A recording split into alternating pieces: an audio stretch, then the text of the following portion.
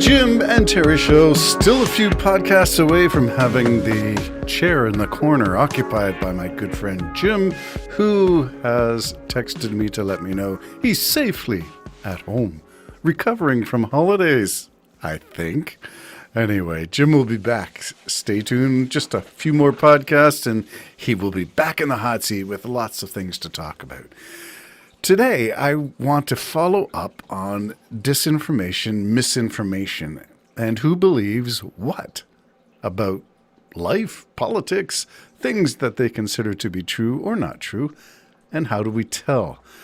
And I'm referring to an article and it's widely published. I think the United States Congress has issued a report on online. There's a big push on Online Harms Act. And Canada has its own version. And all this is generated by AI, concerns for AI. How do you tell what's real and what's not? Well, it gets to be a little bit murky when you consider age of viewers. Probably gender is involved in here as well. And I'm just going to read from stuff that talks about traditional media, newspapers, magazines, legacy media, and your online news consumption, as well as how much time you spend surfing and finding stuff. Even if you're just on the internet playing games, sometimes that has an impact too. So the article of choice, I'll put a link in the description, is from physics.org, which is just a science site, but it published in June 2023, so there are newer versions of this same finding. But this was the first that I could find that talks about finding Gen Z and millennials are the most vulnerable to fake news. That's the title, published by the University of Cambridge. I'm going to just read a few snippets from this thing, and you can take from it what you will. University of Cambridge psychologists have developed the first validated misinformation susceptibility test. Wow, what a title. Misinformation susceptibility test. A quick 2-minute quiz that gives a solid indication of how vulnerable anyone is to being duped by the kind of fabricated news that seems to flood online spaces. Now, this is interesting to me. So I got a question. How did you develop the test? Who developed the test? It would be ironic to me if AI generated the test questions for how much AI-generated fake news we are vulnerable to. Anyway, the whole thing gets interesting. The test, proven to work through a series of experiments involving more than 8,000 participants, taking place over 2 years, has been deployed by polling organization YouGov, which is some organization that I'm familiar with and seems to be a reliable source of statistics and data. It determines how susceptible Americans, so again, there's a cultural caveat there. Would it be the same for Canadians, or are we just that much different in our news and in our sources of information, how we process things, that the results would not necessarily comport to Canadian context? What about UK? What about the EU? Would Germans be the same as Italians or Spanish or Portuguese or any one of the other EU nations? So I've got some questions already concerning that. But be that as it may, let's continue on.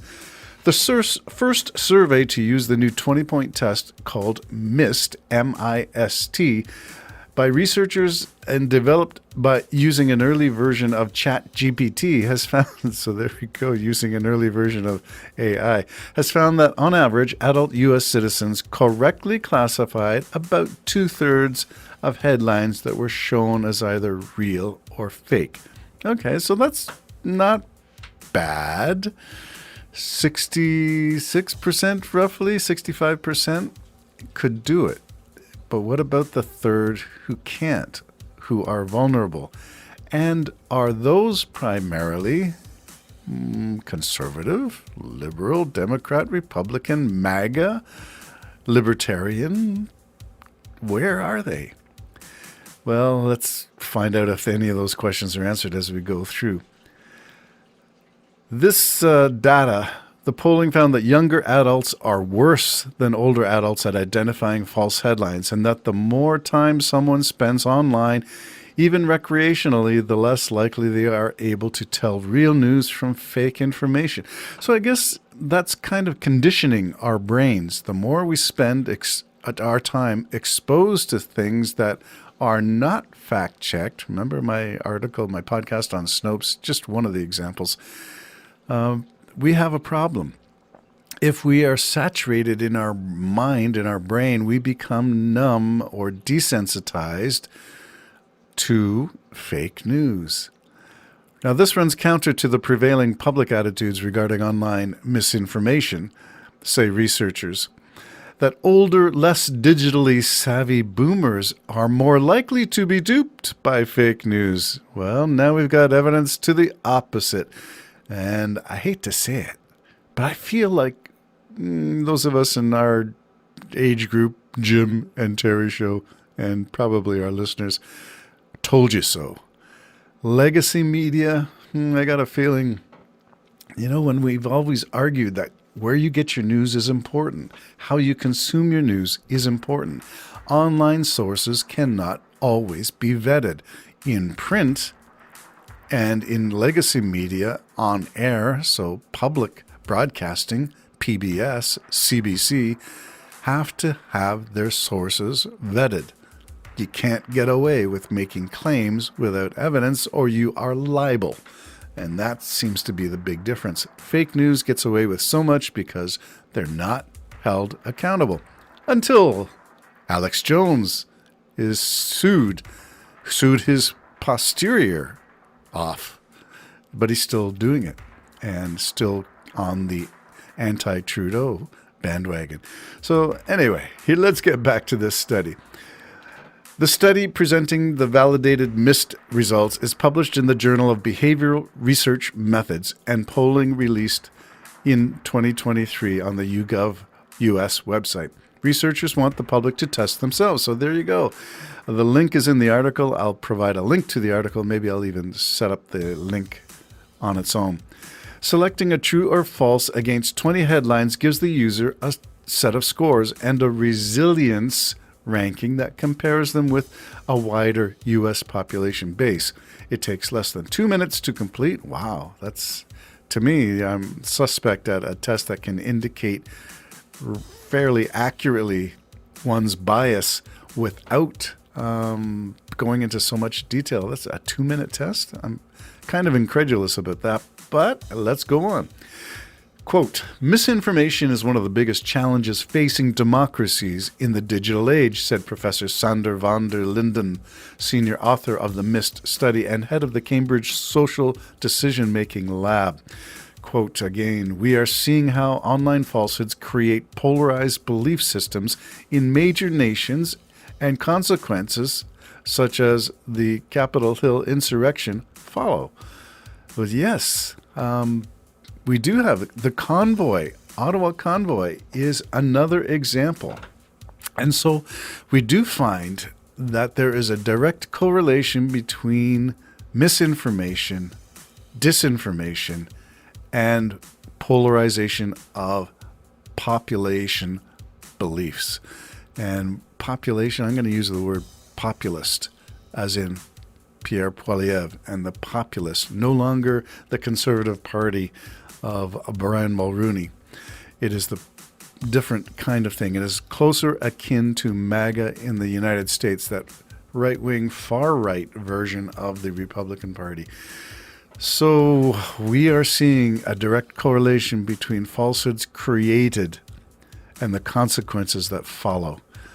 That's significant. So get a load of this. This is important. We've always maintained it, at least the Jim and Terry show have always maintained it, being the older and wiser, the Budweiser group. It's nice to see a test developed that takes this into consideration. The Cambridge team developed an assessment tool that enabled them to work out the right level and mix of fake and genuine headlines. That's important in your data collection, so they had to experiment with that and to produce a test that yielded the most reliable results. Again, I have questions about the methodology. How did they do this? I'd like to know the details. But I'm trusting Cambridge University to have done something good here. At least it's a start, and we need a start. The examples of real news came from outlets such as, and this is a reliable source, the Pew Research Center and Reuters. Again, a news service that's right up the middle in terms of facts only, very little bias, if any, reporting the news as it is delivered from the mouths of those who make the news. So that's important, how the news is reported. Pew Research Center and Reuters, two reliable names in news. To create false but confusingly credible headlines similar to misinformation encountered in the wild or on the regular internet, in an unbiased way, the researchers used AI, ChatGPT version 2, to generate the questions and headlines. We needed a set of convincing but false headlines, and we turned to GPT technology. The AI generated thousands of fake headlines in a matter of seconds. And as researchers dedicated to fighting misinformation, it was eye-opening and alarming, said Dr. Raken Mertens, MIST lead author. I'm sure I butchered his name. So there you go. Let's see if we can get into some details.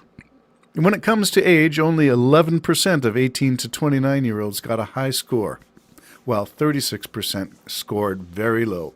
By contrast, 36% of those 65 or older got a high score. Just 9% got a low score. So that seems to be an important part, an important consideration. What your age is, and I think there was a gender breakdown, but I haven't been able to find it in this, skimming this article. The survey also analyzed the channels through which respondents received their news. The legacy media came out on top for reliability. For example, 50% of those who got their news from the Associated Press or NPR or newer outlets such as Axios achieved high scores. Wow. Social media had the news audiences most susceptible to misinformation. Nearly 53% of those using Snapchat or other social media outlets received low scores. Truth Social was ranked at the bottom. WhatsApp, TikTok, Instagram didn't figure much better.